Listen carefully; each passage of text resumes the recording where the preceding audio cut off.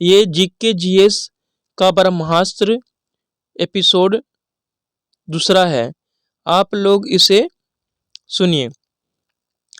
पुरातत्व वेत्ता एस.आर. राव ने सिंधु लिपि के गूढ़ अक्षरों को सफलतापूर्वक स्पष्ट करने का दावा किया है, जबकि अन्य के इस दावे को स्वीकार नहीं किया है।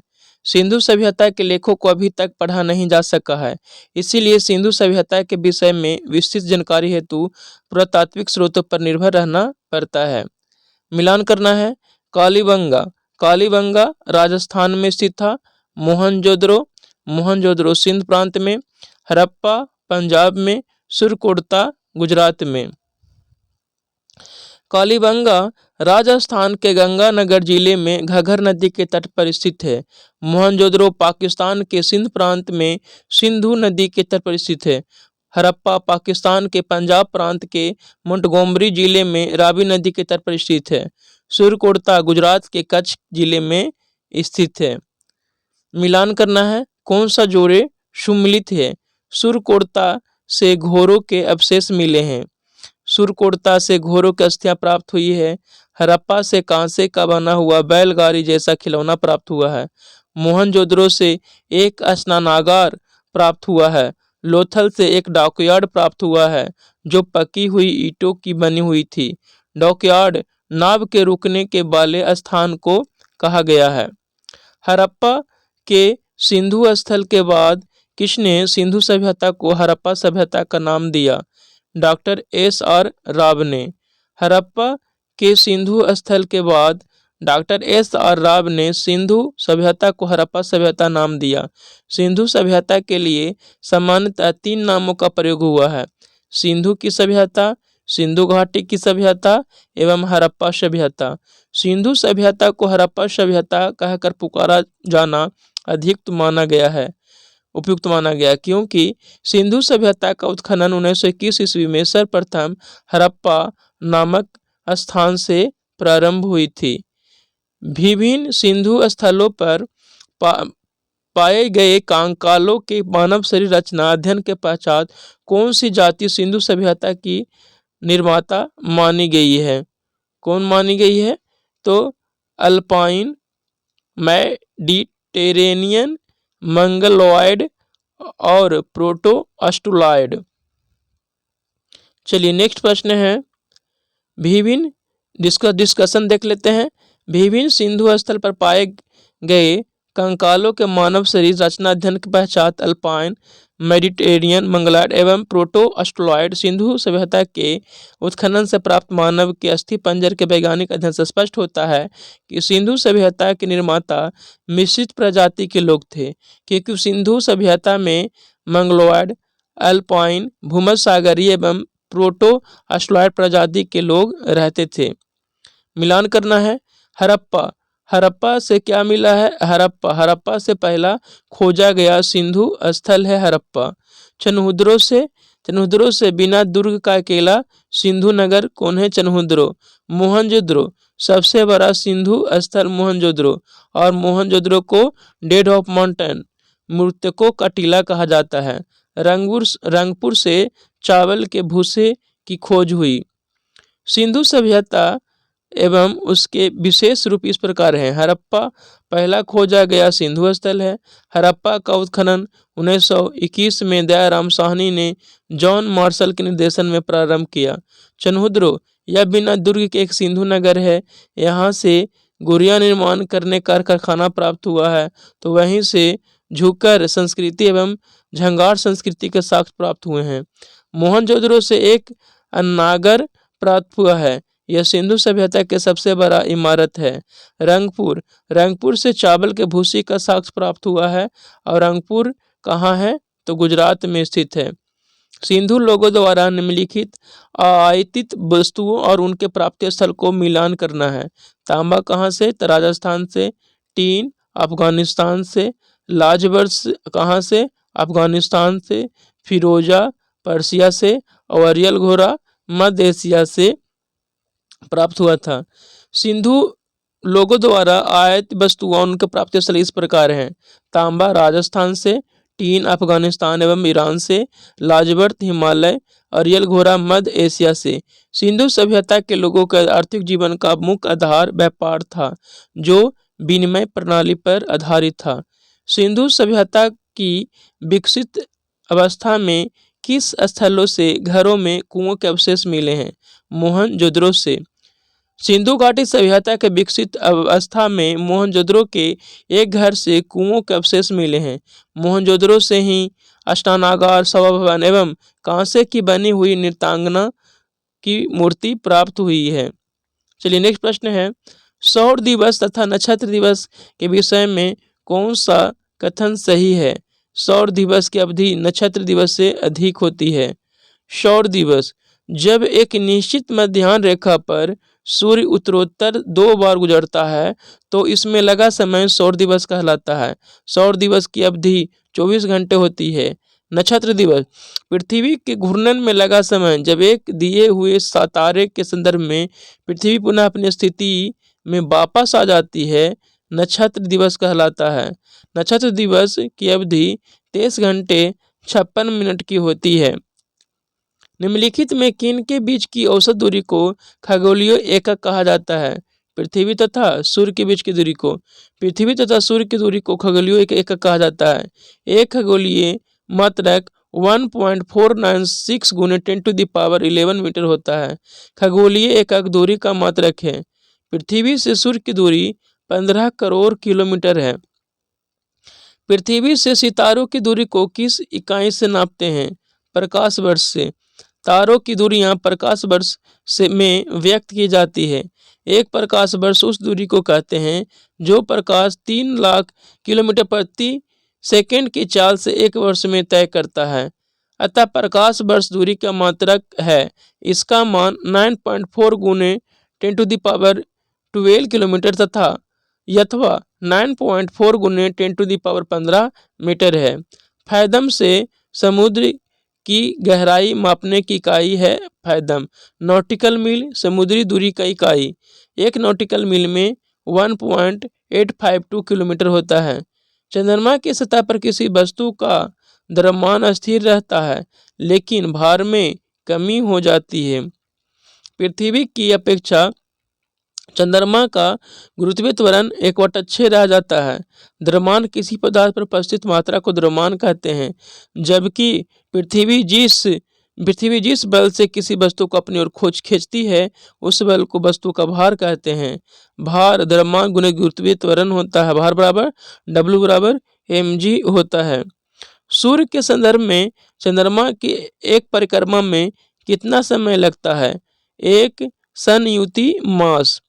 पृथ्वी की परिक्रमा के साथ साथ चंद्रमा की सूर्य के सापेक्ष गति भी है।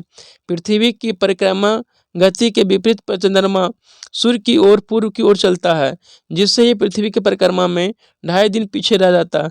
अतः चंद्रमा को पृथ्वी की परिक्रमा में 27 दिन 7 घंटे की अपेक्षा लगभग 1 महीना लग जाता है। इसी से इसे चंद्रमास 30 दिन का माना जाता है। सूर्य के पास सापेक्ष गति के कारण ही चंद्रमास प्रतिदिन 50 मिनट देर से उदय होता है। चलिए नेक्स्ट प्रश्न है, पृथ्वी से चंद्रमा का एक सदा एक ही भाग दिखाई देता है क्योंकि चंद्रमा को अपनी धुरी पर घूरने तथा पृथ्वी के चारों ओर परिक्रमा में समान समय लगता है। चंद्रमा की परिक्रमण और घूर्णन अवधि एक ही है।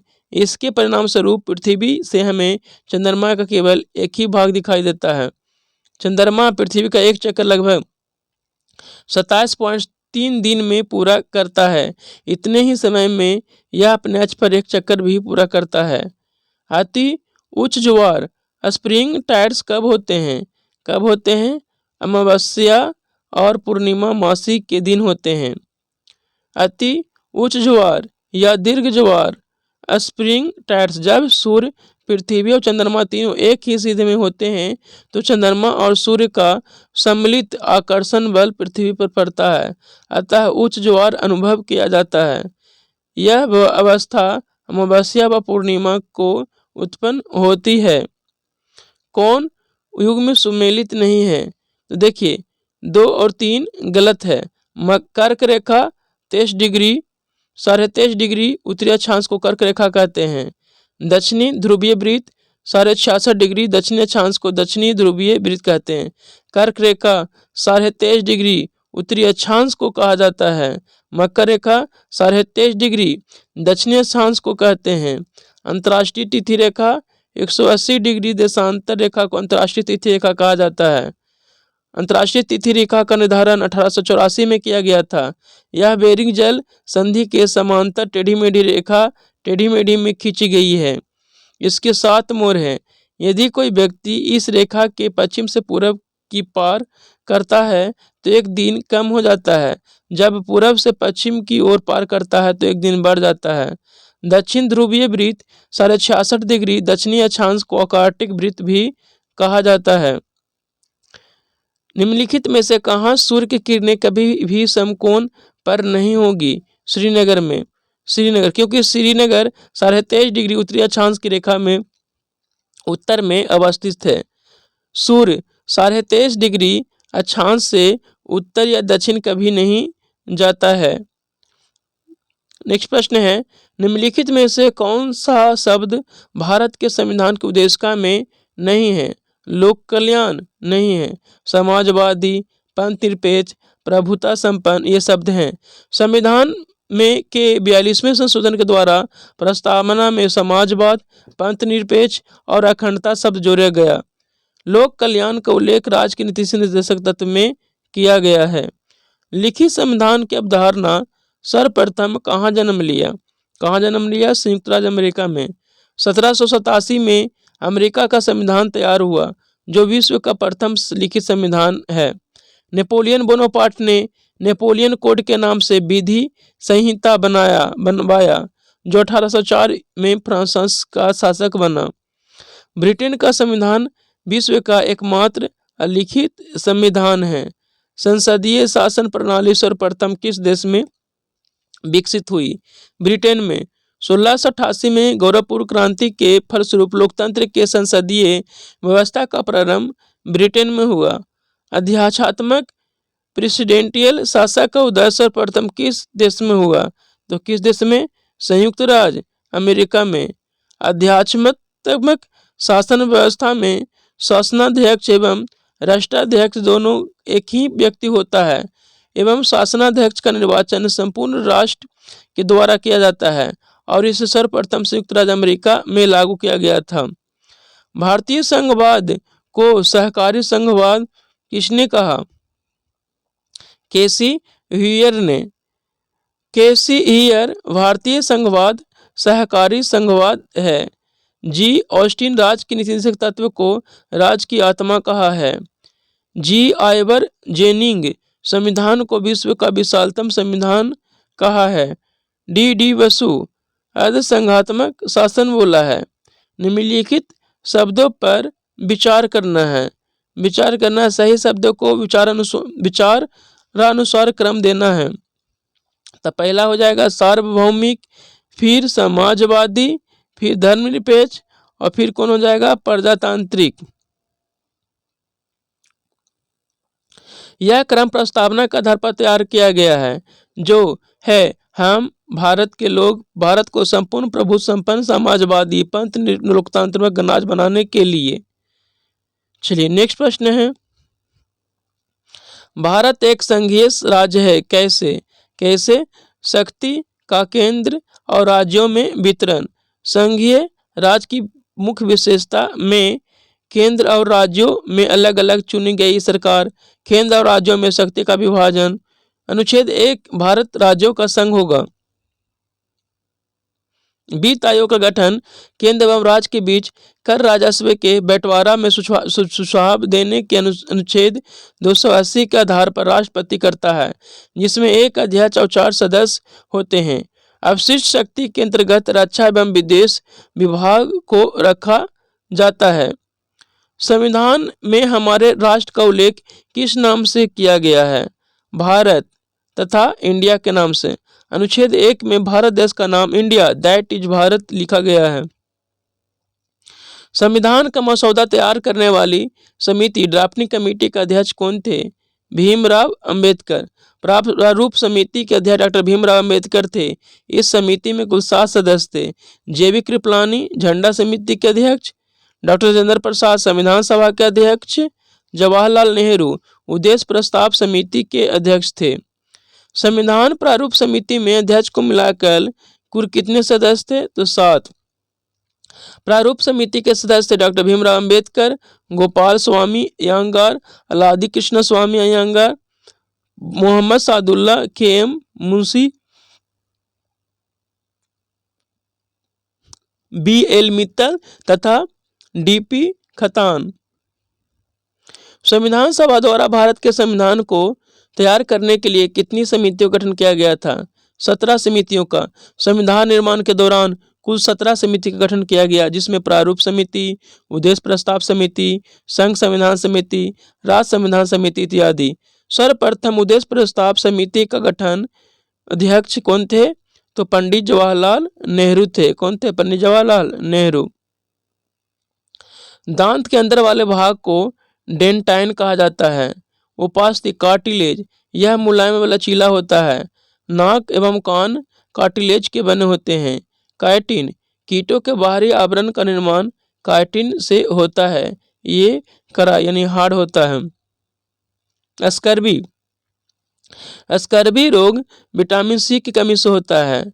स्कर्वी रोग विटामिन सी की कमी से होता है। विटामिन सी का रासायनिक नाम एवं सूत्र क्या है? तो C6H8O6। विटामिन सी के प्रमुख स्रोत हैं खट्टे रसादार फल जैसे नींबू, संतरा, मौसमी, आंवला, टमाटर इत्यादि। विटामिन के का रासायनिक नाम फिलोक्विनिन है। यह हरी पत्तीदार सब्जी, टमाटर,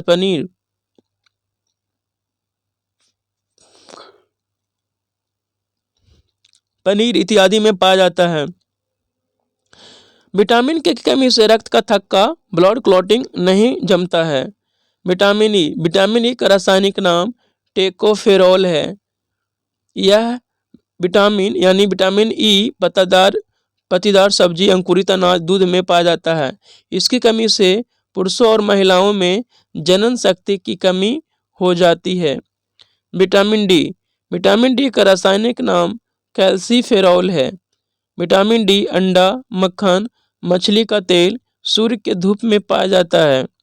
विटामिन डी की कमी से बच्चों में रिकेट्स एवं वयस्कों में ऑस्टोमेलेसिया नामक रोग हो जाता है। पेप्सिन होता है क्या? एंजाइम। पेप्सिन एक एंजाइम है। पेप्सिन स्टोमेक के पेप्टिक के सेल से स्रावित होता है, जो पेप्सिन में बदलता है। ये पेप्सिन प्रोटीन को पेप्टोन्स में बदलता है। सभी एंजाइम प्रोटीन होते हैं, लेकिन सभी प्रोटीन एंजाइम नहीं होते हैं। हार्मोन, यह हमारे शरीर के विभिन्न भागों से स्रावित होता है एवं बॉडी के अंगों के विकास में सहायक होता है। विटामिन हमारे शरीर की बीमारियों से रक्षा करता है। कौन? विटामिन। ग्लूकोज का ग्लाइकोजन में परिवर्तित यकृत में होता है, किंतु इसका संग्रह होता है कहाँ? तो यकृत तथा मांसपेशियों में। ग्लूकोज का ग्लाइकोजन में परिवर्तित होकर यकृत एवं पेशियों में संग्रहित रहता है। यकृत सबसे बड़ा एक्सोक्राइन ग्लैंड है, वही स्रावी ग्रंथि है। लीवर में गड़बड़ी के कारण पीलिया रोग हो जाता है, जिसे जॉन्डिस भी कहते हैं। लीवर में पित्त रस का निर्माण होता है, जबकि पित्त जमा कहाँ होता है? तो पित्ताशय में जमा होता है। यकृत यानी लीवर यह विषैले पदार्थ को विषहीन बनाता है। लीवर यूरिया का निर्माण होता है। ओल्ड आरबीसी को कौन नष्ट करता है? तो लीवर कुछ विटामिन संचित होती हैं। लीवर में कौन कौन विटामिन संचित होते हैं? Vitamin A, vitamin D, vitamin E तथा विटामिन के का निर्माण भी करता है और संचित भी होते हैं। तिल्ली एस्प्रिन, शरीर का ब्लड बैंक तिल्ली को कहा जाता है। आरबीसी का कब्रगाह भी स्प्लीन या तिल्ली को कहा जाता है। वह कौन सा तत्व है जो दंत इनामेल को कठोर बनाता है? कौन है? फ्लोरीन। दंत इनामेल को फ्लोरीन कठोर बनाता है। फ्लोरीन की कमी से मानव शरीर में फ्लोरोसिस नामक रोग हो जाता है। कैल्शियम, दांत में calcium phosphate, calcium carbonate, calcium fluoride इत्यादि तत्व पाए जाते हैं। मनुष्य के दांत एवं हड्डी में कैल्शियम की मात्रा अधिक होती है। आयोडीन, आयोडीन लैमिनेरिया नामक शैवाल के से प्राप्त होता है। इसकी कमी से घेंघा नामक रोग होता है। सोडियम पेशियों के संकुचन में सहायक होता है। तंत्रिका तंतु में तंत्रिका आवेग का संचयन करता है। सोडियम यह रक्त दाब को नियंत्रित करता है। पित्त का मुख्य कार्य क्या है? तो पित्त का मुख्य कार्य है पाचन तथा शोषण हेतु वसा का इमल्सन करना। चलिए नेक्स्ट प्रश्न है लिफ्ट। देखिए, अगर कोई व्यक्ति लिफ्ट में नीचे से ऊपर की ओर जा रहा है तो उसका भार बढ़ा हुआ प्रतीत होगा। किसी पिंड को पृथ्वी से चंद्रमा पर ले जाने पर उसका द्रव्यमान क्या होगा? याद रखिएगा, किसी पिंड को पृथ्वी से चंद्रमा पर ले जाएंगे तो याद रखिएगा द्रव्यमान तो स्थिर रहेगा, लेकिन उसका भार क्या हो जाएगा? भार बदल जाएगा। क्या हो जाएगा? भार बदल जाएगा। द्रव्यमान वही रहेगा किंतु भार बदल जाएगा, क्योंकि भार बराबर W बराबर क्या होता है? mg होता है। किसी पिंड को पृथ्वी से चंद्रमा पर ले जाने पर उसका द्रव्यमान वही रहेगा किंतु भार भिन्न हो जाएगा। भार में अंतर होने के कारण पृथ्वी की अपेक्षा चंद्रमा का गुरुत्वाकर्षण त्वरण का मान 1/6 हो जाना है। एक समान गति से घूर्णित शाफ्ट में धागे से एक गेंद बंधी है। शाफ्ट के अचानक रुकने पर धागा शाफ्ट पर लिपटने लगता है और गेंद का कोणीय वेग क्या हो जाएगा? बढ़ जाएगा। एक समान गति से घूर्णित शाफ्ट में धागे से गेंद लंबी है। शाफ्ट का अचानक रुकने पर धागा शाफ्ट में लिपटने लगता है और गेंद का कोणीय वेग बढ़ जाता है। एक समान गति में पिंड द्वारा केंद्र पर बनाए गए कोण को कोणीय वेग कहा जाता है। कोणीय वेग θ/t। रेखीय वेग कोणीय वेग गुणित त्रिज्या होता है। कोणीय वेग का मात्रक रेडियन प्रति सेकंड होता है। एक गोले पॉपे बैरल को खींचकर ले जाने के पश्चात लुढ़काना सुगम होता है, क्योंकि सर्पी घर्षण की तुलना में लोटनी घर्षण कम होता है। एक गोल पीपे बैरल को खींच कर ले जाने के अपेक्षा लुढ़काना सुगम होता है, क्योंकि सर्पी घर्षण की तुलना में लोटनी घर्षण कम होता है। जब दो वस्तु एक दूसरे के संपर्क में रहते हैं तो उनके बीच एक बल लगता है, जिसके कारण वस्तु की गति में विरोध होता है। इस बल को घर्षण बल कहा जाता है। घर्षण बल वस्तु की दिशा के विपरीत में लगता है। जब कोई वस्तु किसी धरातल पर सरकती है तो वैसी स्थिति से लगे घर्षण बल को सर्पी घर्षण कहते हैं। जब किसी वस्तु किसी धरातल पर लुढ़कती है तो उसमें लगे घर्षण को लोटनी घर्षण कहते हैं। सबसे कम घर्षण बल लोटनी घर्षण बल है। जब जल से भरे गिलास के नीचे दबे कागज को शीघ्रता से गिलास के नीचे से जल को छिड़काए बिना ही खींचा जा सकता है, यह परिघटना जड़त्व के गुण को दर्शाती है। जल से भरे गिलास के नीचे दबे कागज के शीघ्रता से गिलास के नीचे से जल को छिड़काए बिना ही खींचा जा सकता है। ये परिघटना जड़त्व के गुण को दर्शाती है। किसी वस्तु का वह गुण जिसके कारण कोई वस्तु अपनी स्थिति को बनाए रखना चाहता है उसे जड़त्व कहते हैं, इनर्शिया कहा जाता है। किसी पिंड का वेग दुगना हो जाए तो उसका संवेग दुगना होगा। किसी पिंड का वेग दुगना हो जाए तो उसका संवेग भी दुगना हो जाएगा। किसी वस्तु का द्रव्यमान m और उसका वेग भी है तो गुणनफल को क्या कहेंगे? संवेग। P बराबर mv। P बराबर क्या होगा? mv। संवेग सदिश रहती है, इसका SI मात्रक किलोग्राम मीटर पर सेकेंड है। इकाई समय में निश्चित दिशा में तय की गई दूरी को क्या कहते हैं? तय की गई दूरी को वेग कहते हैं। यह सदिश राशि है, इसका मात्रक मीटर पर सेकेंड होता है। एक भारी एवं हल्के पिंड एवं एक समान बल एक ही अवधि के लिए लगे हों तो यह पिंड क्या होंगी? एक समान संवेग से गतिमान होगी। एक भारी एवं हल्के पिंड पर एक समान बल एक ही अवधि के लिए लगे हों तो यह पिंड एक समान संवेग में गतिशील होंगे। यह पिंड संवेग संरक्षण के सिद्धांत के अनुसार गतिमान है। 20 किलोग्राम के एक पिंड की भूमि के ऊपर 1 मीटर की ऊंचाई पर बनाए रखने हेतु तो आवश्यक कार्य क्या है? तो शून्य होगा। 20 डिग्री किलोग्राम के एक पिंड को भूमि के ऊपर 1 मीटर ऊंचाई पर रखने हेतु आवश्यक कार्य शून्य होगा। जब बल लगा किसी वस्तु को बल की दिशा में विस्थापित किया जाता है तो बल द्वारा कार्य का होना माना जाता है। W वर्ग और कार्य का फॉर्मूला क्या होता है? W बराबर F बल गुने विस्थापन। बल गुने विस्थापन।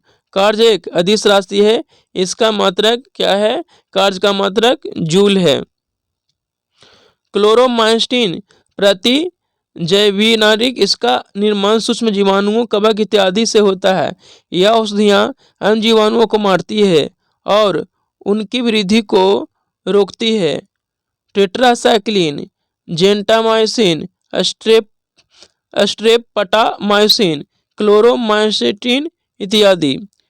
एंटीसेप्टिक, यह जीवाणुओं को नष्ट करती है किंतु यह घाव भरने में सहायक होता है, जैसे ethyl iodide, phenol, formaldehyde, hydrogen peroxide इत्यादि। वनस्पति घी के औद्योगिक उत्पादन में प्रक्रिया में शामिल है। कौन शामिल है? अपचयन। वनस्पति की औद्योगिक उत्पादन में प्रक्रिया को अपचयन कहते हैं। इसमें उत्प्रेरक के रूप में निकिल का प्रयोग होता है। बर्जीलियस के द्वारा उत्प्रेरक की खोज किया गया है।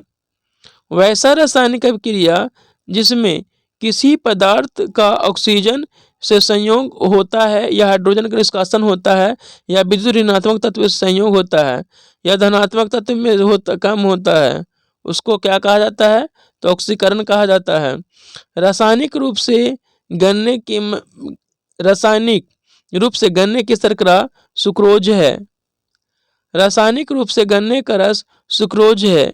यह कार्बोहाइड्रेट के डाइसैकराइड का प्रकार है जिसमें दो मोनोसैकराइड के गुण अणु मिलकर बनता है। सुक्रोज, ग्लूकोज और फ्रक्टोज मिलने से सुक्रोज बनता है। ऑक्सीकरण वह प्रक्रिया जिसमें इलेक्ट्रॉनों की हानि होती है। ऑक्सीकरण अभिक्रिया वह क्रिया जिसमें इलेक्ट्रॉन का त्याग होता है। हाइड्रोजन के 3 समस्थानिक होते हैं। कितने समस्थानिक होता है हाइड्रोजन के? 3 समस्थानिक होते हैं। हाइड्रोजन का समस्थानिक प्रोटियम जिसमें न्यूट्रॉन नहीं होता है। ड्यूटेरियम हाइड्रोजन का समस्थानिक जो भारी जल का निर्माण करता है। D2O, इसका अनुभार 20 होता है तथा परमाणु रिएक्टर में मंदक के रूप में इसका उपयोग किया जाता है। यह न्यूट्रॉनों की गति को कम करता है। क्या करता है? कम। ट्राइटियम रेडियो सक्रिय तत्व है जो हाइड्रोजन के समस्थानिक है। हाइड्रोजन का समस्थानिक कौन है? तो कौन है? याद रखिएगा, ट्राइटियम रेडियो सक्रिय तत्व है। श्वसन के लिए समुद्री गोताखोर निम्नलिखित मिश्रण में से किसका उपयोग करते हैं?